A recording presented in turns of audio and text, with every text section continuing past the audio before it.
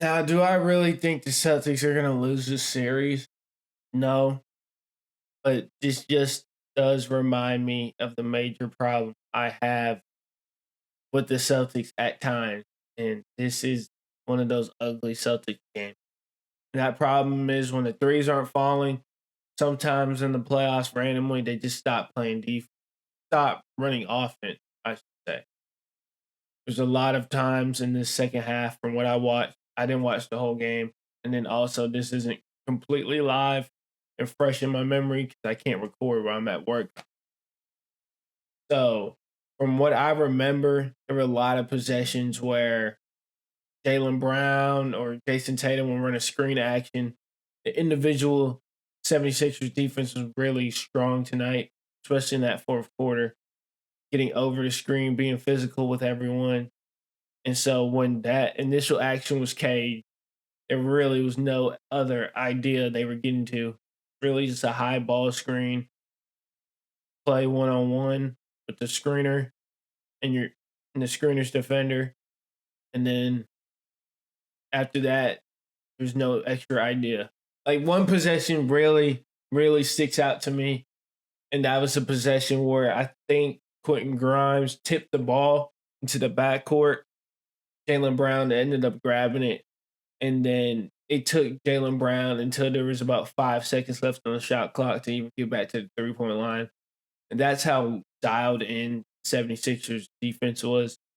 And shout out Ken Grimes. That was one of the best playoff games I've seen him play in a while. One of the best games I've seen him have on both sides of the ball in a while.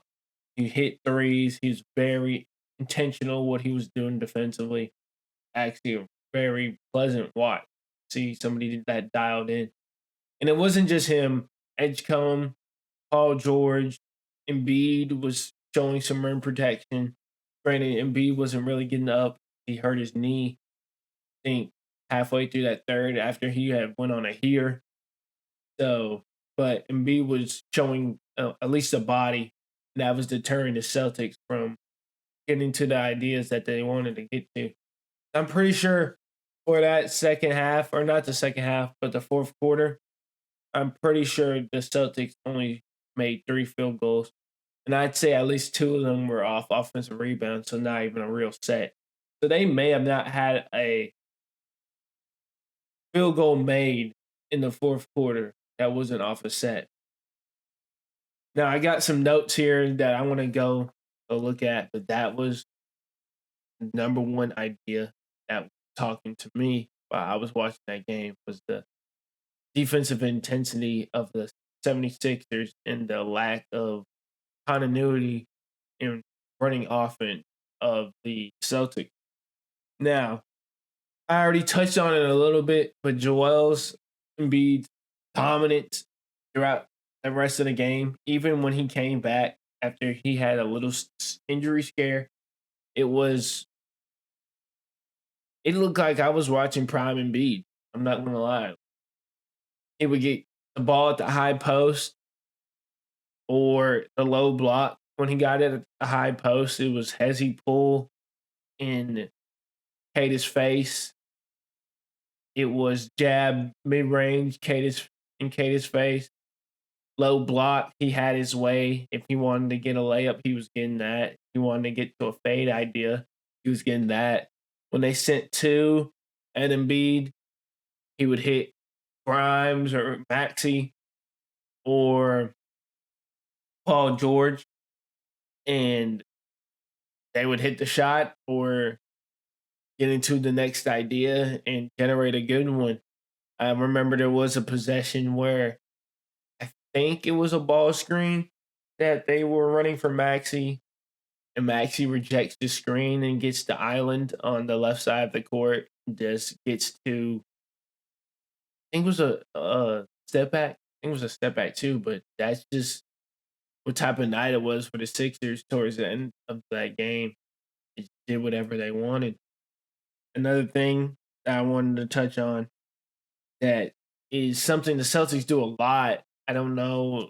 This will probably change series to series, but they run a lot of drop coverage compared to every other team in the league. I don't have the advanced analytics to prove what I'm saying is true or false, but I did see a lot of drop coverage, and it's a blessing and a curse because if the team's hitting that shot, because any I'm gonna try to explain it for you guys that don't know what a drop coverage is.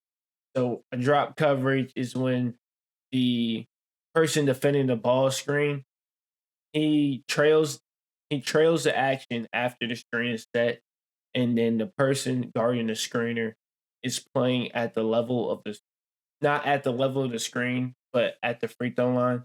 So if the screen was set at the 3 point line, the ball screener's defender is playing at the free throw line. And so that gives if the screener's defender isn't playing to where they cannot use the screen. So if the offensive player is able to use the screen, usually they have that pocket between the 3 point line and the free throw line to shoot the ball. And the 76ers were hitting that shot, especially in the second half. Maxey had two at least. Quentin Grimes had two, one or two. Paul George had at least one. And so when you combine Edgecombe, he was just really more of a defender, rebounder. He didn't really do that much offensively, but it definitely felt his impact on that defensive side of the court. So the Celtics, they run a lot of this coverage, this drop coverage, and when you give up that rhythm three and it's going in, it's very hard to stop. So I wonder if Missoula gets the more of a switch idea or a hard hedge, maybe blitz a screen or two because it wasn't working tonight. Now, who's to say it won't work next game? But it definitely was not working tonight.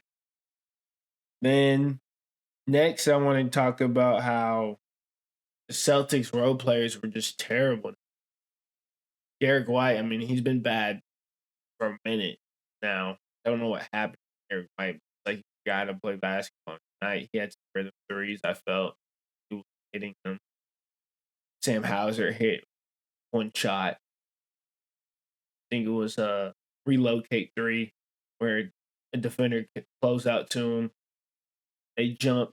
He pump fake. They jumped. He took a sidestep, hit a three.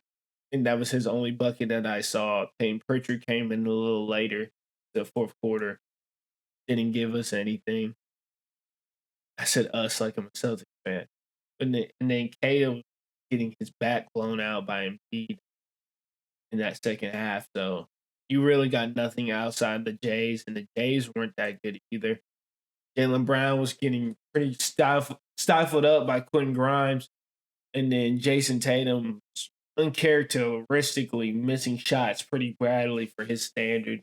So that was kind of weird to see all that happen in the fourth quarter. But like I said at the beginning of this video, dude, I think that was enough for the 76ers to maybe win this series. No, I feel like this is kind of the Celtics 3 point variant kind of collapsing game that they can't have against the West because they're my pick to get to the finals out. So if they play one of the West teams, they can't have a game like this. They'll probably get away with it. It just shows that this probably isn't their year to me. I know that was kind of a drastic jump to take from one game, but I just don't think you can have these type of games prove that you're a contender, especially against an opponent like the Sixers are nowhere near a contender, and you're gonna face a real dog soon. So that just showed me a lot there.